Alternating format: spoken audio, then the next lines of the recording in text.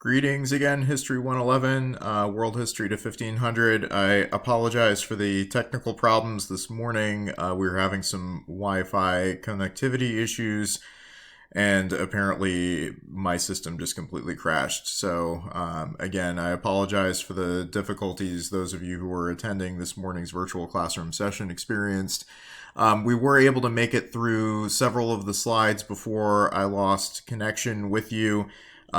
We left off talking about the rise of Judaism in the Holy Land, coming out of the development of Zoroastrianism, the first major shift away from polytheism to monotheism at this critical turning point and juncture in world history. So Judaism is realistically the next step in that progression away from a polytheistic worldview.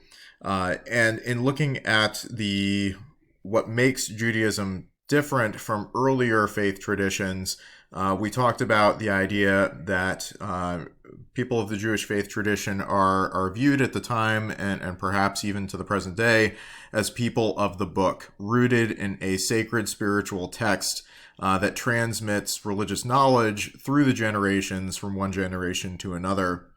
And Samantha had a wonderful point that was brought up in terms of looking at what can happen, both positive and negative, when that takes place, when a religious tradition shifts away from an oral tradition solely to something that's recorded generationally. And in looking at that progression over time, the example that was raised was the King James Bible. Looking at the sacred text of the Christian faith tradition, the Bible, both the Old Testament and the New Testament, there are significant interpretations and changes over time that have been made that have affected that text. So that people who self-identify as Christian, for example, if they're part of a different denomination within Christianity, Catholic, Lutheran, Calvinist, Baptist, Methodist, African Methodist Episcopal, Zion Church,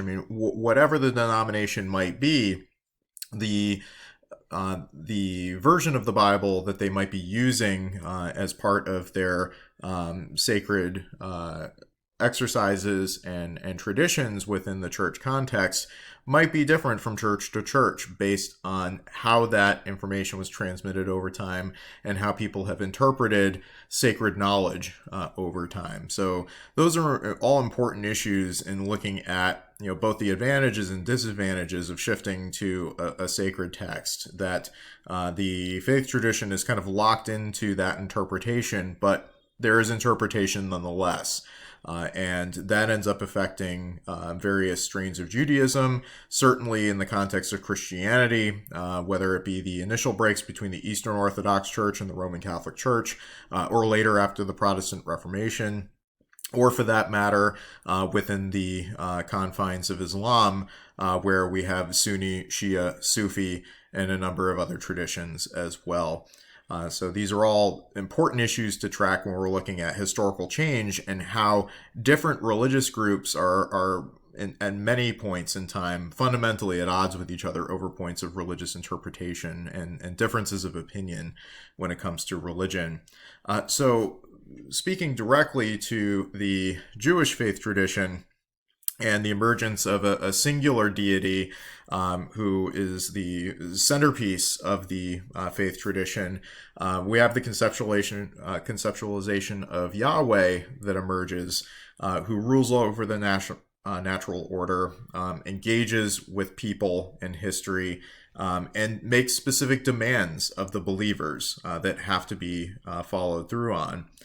So as we look at the Torah itself, the first 5 books of the Jewish Old Testament, we have the books of Moses, or the written Torah. It's the first part of the Hebrew Bible, and this is made up of Genesis, the origin story of the universe, of the world we live in, of humanity itself, Exodus, Leviticus, Numbers, and Deuteronomy. Those are the first 5 books of the Bible, and those are found both in the Jewish faith tradition as well as in the Christian context.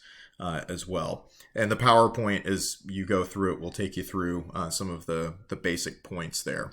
I did share with you in the PowerPoint, and I wanted to provide some explanation of this just to give you a little bit of background as to why it's there. Just looking at the Ten Commandments as a framework for understanding the origins of monotheistic faith traditions, one of the ways to think about the utility of religion in early civilizations is to think back to our earlier conversation about the law code of Hammurabi, where there are all these specific expectations of people living in society that are laid out for people to follow. And we have similar expectations that are laid out here in the Ten Commandments, both in the Jewish framing of the Ten Commandments and the Christian understanding of the Ten Commandments. So the first commandment that's listed here, and as you look at the numbers here, it breaks down based on which is the first commandment, second commandment, third commandment. Are they divvied up in specific ways depending on the tradition that you might be familiar with or that you might have studied in a comparative religions course? And what we see here is that first and foremost, starting in just about all of the traditions across the board, it depends on what comes next, if there's an add-on or if it ends up factoring into the second commandment. But this idea that I am the Lord thy God, thou shalt have no other gods before me, a singular deity that is revered by the people. That is the starting point in a monotheistic tradition because of what they're coming from. It takes time to move away from the polytheistic worldview that came before. So that is an important shift. What we see this happening in the tribes in Israel. We see this happening in early Christianity, where early Christians who are coming from the Jewish faith tradition and are now practicing Christianity, first as a branch off away from Judaism and then something completely new. One of the things that they're engaging with are the Romans, who are still practicing a polytheistic worldview that in many ways is an offshoot of the Greek polytheistic worldview that came before.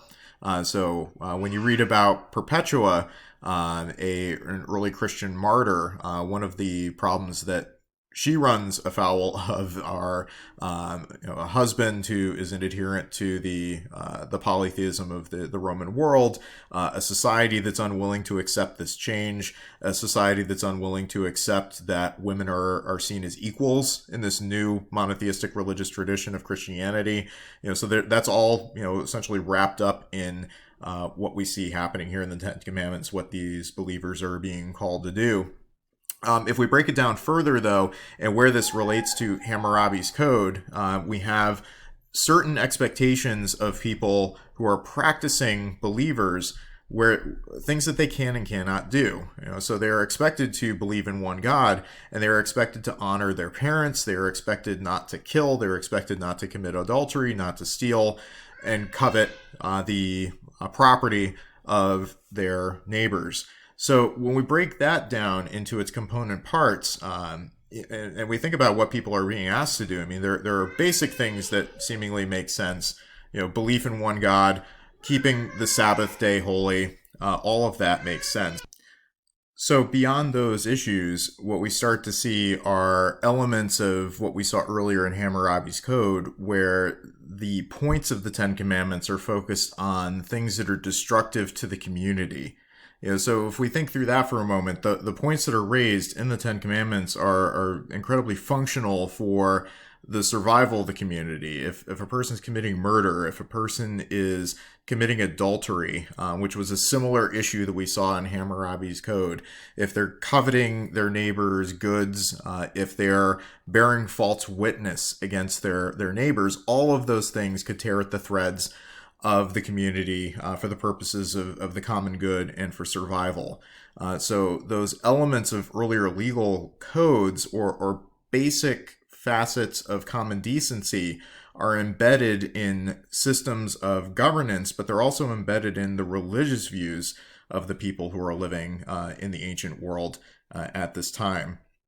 As you work your way through the PowerPoint presentation, the images that you can see here are of Truro Synagogue in Newport, Rhode Island. It is a colonial style Jewish synagogue that looks very similar to the interior of a colonial church that you might see throughout New England, with the exception of the Ten Commandments that are above the altar space that you can see there.